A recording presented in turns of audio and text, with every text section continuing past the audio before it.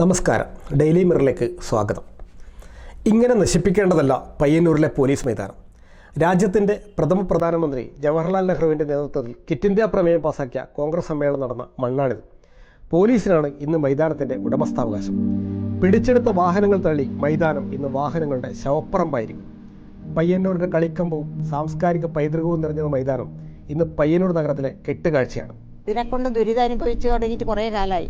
ഇതുപോലെയുള്ള മാധ്യമങ്ങളും എല്ലാ ദിക്കിലും നമ്മൾ പരാതിപ്പെട്ടിട്ട് യാതൊരു പ്രവർത്തനവും കണ്ടില്ല. നമ്മളെ വെള്ളത്തിന് മാറ്റം ഉണ്ട്. പിന്നെ ഇഴജന്തുക്കളെല്ലാം വീട്ടിൻ്റെ ഉള്ളിൽ വരെ കാണാൻ തുടങ്ങി ഇഴജന്തുക്കളാണ്.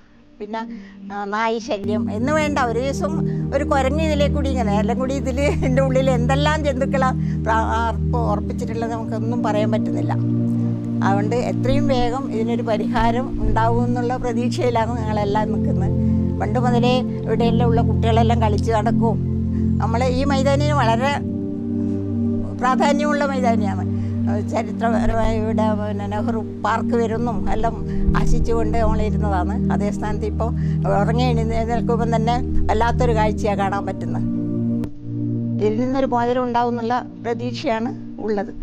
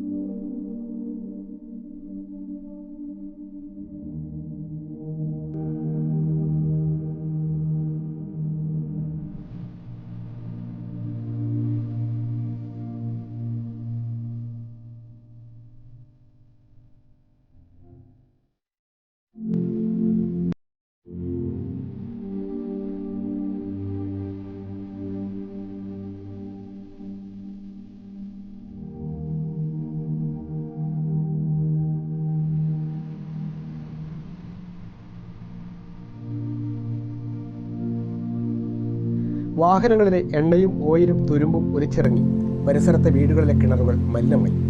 ഇഴജന്തുക്കളുടെ വിഹാര കേന്ദ്രമാണ് ഇന്ന് മൈതാനം. അവ വീടുകളിലേക്കും പോലീസ് ക്വാർട്ടേഴ്സുകളിലേക്കും എത്തുന്നു.